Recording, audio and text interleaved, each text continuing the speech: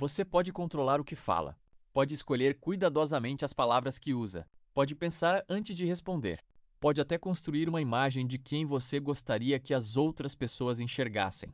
Mas existe um problema. Seu cérebro está revelando você o tempo inteiro. Enquanto você tenta parecer tranquilo, confiante, simpático ou indiferente, pequenos comportamentos aparecem sem que você perceba. A maneira como você reage quando alguém discorda de você. O que você faz quando entra sozinho em um ambiente cheio de pessoas. Como você se comporta quando alguém demora para responder uma mensagem.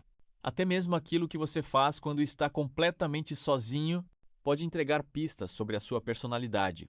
E talvez o mais interessante seja justamente isso. Você pode mentir com palavras, mas é muito mais difícil controlar todos os pequenos comportamentos que aparecem automaticamente. A psicologia estuda há muito tempo como padrões de comportamento, hábitos e respostas automáticas podem estar relacionados à maneira como uma pessoa pensa, sente e se relaciona com o mundo. Mas existe uma diferença importante. Nenhum desses sinais isoladamente define quem você é. O que realmente importa é o padrão. Por isso, hoje nós vamos fazer uma espécie de teste. São 7 comportamentos inconscientes que podem revelar aspectos profundos da sua personalidade. E preste muita atenção no número 7, porque o último comportamento não acontece apenas quando você está com outras pessoas. Ele revela a sua verdadeira relação com a sua própria mente. Se você quer entender melhor quem você realmente é, continue assistindo. Quando você entra em um ambiente onde já existem várias pessoas conversando, qual é a sua primeira atitude? Você entra falando alto e cumprimentando todo mundo? Ou procura um lugar mais discreto para se acomodar? Algumas pessoas chegam e se inserem imediatamente na dinâmica da sala. Outras preferem recuar um pouco. Elas observam o tom de voz das conversas, quem está falando com quem e o clima do ambiente, para só depois decidirem como agir. Na psicologia, isso costuma estar ligado a um traço de personalidade chamado monitoramento social. Pessoas com alto monitoramento social prestam muita atenção ao contexto ao redor. Elas avaliam o ambiente antes de se expor. Isso não significa necessariamente timidez ou insegurança. Muitas vezes, é apenas uma estratégia de adaptação. A pessoa prefere entender as regras do ambiente antes de participar dele. Por outro lado, quem se lança imediatamente nas interações costuma ter uma abordagem diferente. Essas pessoas tendem a confiar mais na própria capacidade de lidar com o imprevisto. Elas não precisam calibrar o comportamento com base no ambiente, porque se sentem confortáveis impondo o seu próprio ritmo. A grande questão é, qual dessas atitudes é mais natural para você? Você é o tipo que analisa o terreno primeiro ou o tipo que chega ocupando o espaço? E existe uma coisa ainda mais interessante. Pessoas que fazem isso frequentemente podem perceber detalhes sociais que outras pessoas ignoram. Uma mudança no tom de voz, um olhar, uma reação estranha, uma pessoa que ficou desconfortável depois de determinada frase. Enquanto todo mundo continua conversando, você percebe pequenas mudanças acontecendo ao redor. E talvez seja justamente por isso que você raramente se sente completamente perdido em um ambiente novo. Você primeiro observa, depois decide. E isso nos leva ao segundo comportamento. Imagine que você está conversando com alguém. Você apresenta uma opinião na qual acredita de verdade. E a outra pessoa responde: "Eu discordo completamente." O que acontece dentro de você nesse momento? Essa pergunta parece simples, mas sua reação automática pode revelar muito. Algumas pessoas imediatamente sentem necessidade de provar que estão certas. Começam a interromper, aumentam o tom, tentam encontrar argumentos rapidamente. Outras fazem o contrário. Ficam em silêncio, escutam e digerem o que foi dito.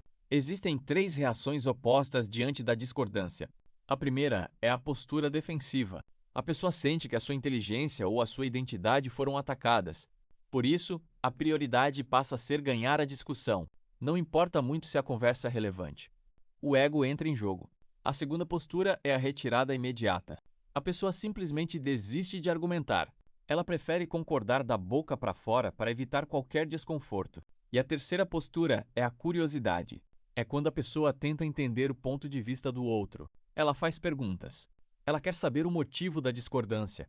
A psicologia indica que a sua resposta automática, diante de um conflito de opiniões, revela seu nível de segurança pessoal. Pessoas que se sentem seguras em relação às próprias ideias não precisam defender todas elas com desespero.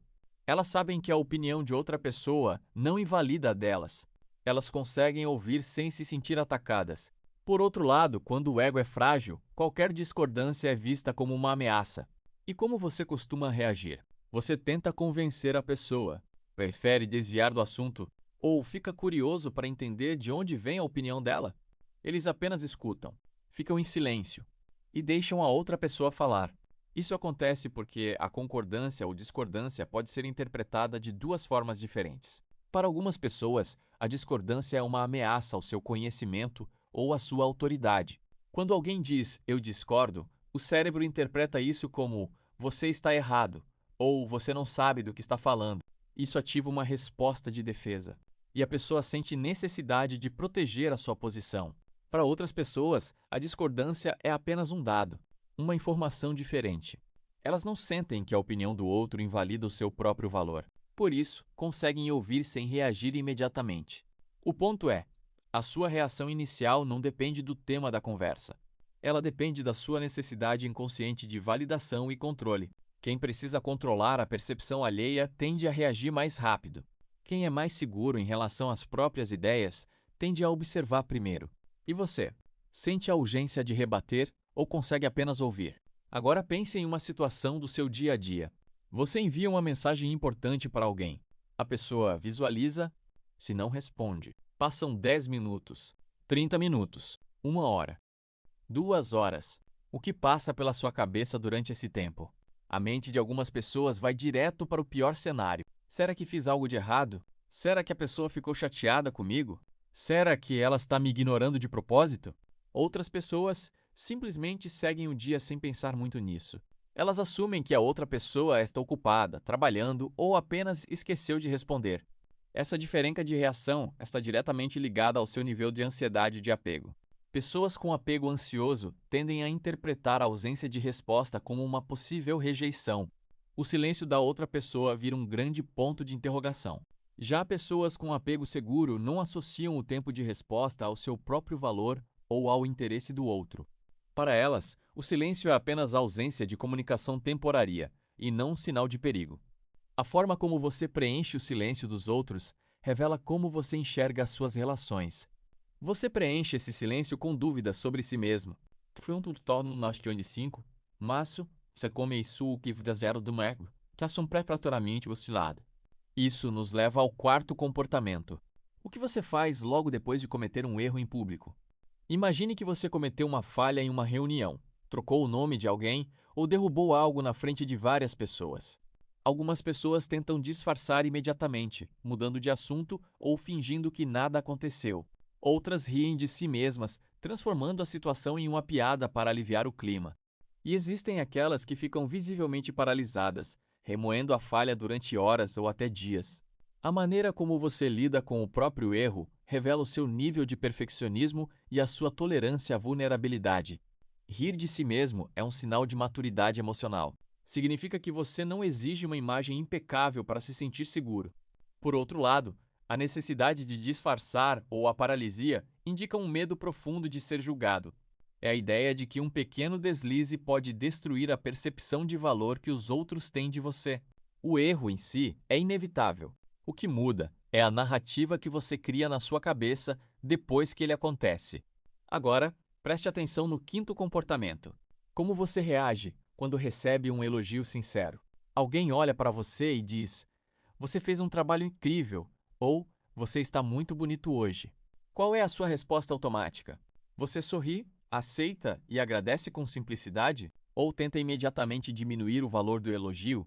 "Ah, nem foi nada demais. Foi só sorte. Essa roupa é bem velha, na verdade".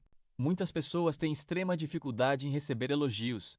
Isso acontece porque aceitar um elogio exige concordar, mesmo que por um segundo, com a visão positiva que o outro tem de você. Se a sua autoimagem for negativa ou insegura, o elogio cria uma dissonância cognitiva. Seu cérebro pensa: "Isso não combina com o que eu sinto sobre mim". E a reação automática é rejeitar a fala do outro para manter a sua autoimagem intacta. Rejeitar um elogio não é apenas modéstia. Pode ser um sinal de que você não se sente merecedor de reconhecimento. O sexto comportamento é ainda mais silencioso. É como você se comporta quando ninguém está olhando e não existe nenhuma recompensa social em jogo. Quando você está completamente sozinho em um ambiente, você mantém os mesmos hábitos e a mesma organização? Ou abandona completamente qualquer regra? O comportamento na ausência de testemunhas é o teste definitivo da sua verdadeira identidade. Em público, todos nós usamos máscaras adaptativas. Ajustamos o tom de voz, a postura e até as opiniões para nos encaixarmos. Mas na privacidade absoluta, as máscaras caem. Se você mantém a disciplina e o respeito por si mesmo quando ninguém está vendo, significa que os seus valores são internos e não dependentes de aprovação externa. Se você só funciona sob vigilância, a sua disciplina é apenas uma encenação. Isso nos leva ao sétimo e último comportamento, aquele que mencionamos no início do vídeo. O que você faz quando tem a oportunidade de ser desonesto sem ser pego? Não estamos falando de grandes crimes. Falamos de pequenas situações do cotidiano. Receber um troco a mais e não avisar. Cortar um caminho que prejudica outra pessoa.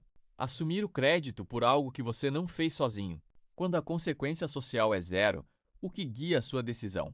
É nesse ponto que a sua moralidade se revela em sua forma mais pura. A integridade não é demonstrada quando o mundo está observando. Ela é provada quando a tentação é invisível. A forma como você age nessas pequenas escolhas molda a estrutura do seu caráter. Agora, observe o padrão completo dessas 7 atitudes.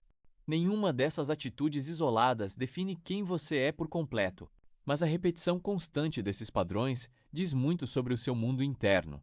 Muitas vezes, passamos a vida tentando controlar a imagem que transmitimos para os outros. Escrevemos respostas calculadas, ajustamos nossas opiniões e ensaiamos nossas atitudes.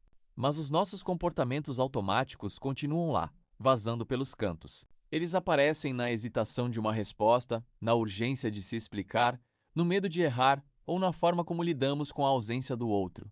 Entender esses sinais não serve para você se julgar ou se punir. Serve para trazer para a consciência aquilo que operava no piloto automático. Quando você percebe o seu padrão, ganha a liberdade de escolher como quer agir. Você deixa de ser apenas um refém das suas reações aprendidas e passa a ser o mestre do seu próprio comportamento. A grande beleza do autoconhecimento é justamente essa. Ele não exige que você seja perfeito. Ele apenas exige que você seja honesto com o que vê no espelho. Agora que passamos por esses 7 pontos, faça uma pausa e reflita. Olhe para sua rotina recente e para suas reações mais automáticas. Quantos desses comportamentos você reconheceu na sua própria vida? Escreva nos comentários o número correspondente à sua experiência. Se você se identificou com 3, 4 ou todos os 7, coloque lá. E se quiser ir além, comente qual desses sinais mais te surpreendeu. A troca de experiências nos comentários ajuda a perceber que não estamos sozinhos nessas dinâmicas. Muitas pessoas lidam exatamente com as mesmas dúvidas e inseguranças todos os dias. Se esse conteúdo te ajudou a enxergar algo novo sobre você mesmo, inscreva-se no canal. Ative o sininho para não perder os próximos vídeos sobre psicologia e comportamento humano. Deixe seu gostei para ajudar este projeto a alcançar mais pessoas. Obrigado por assistir até aqui e por investir esse tempo no seu próprio desenvolvimento. Nos vemos no próximo vídeo.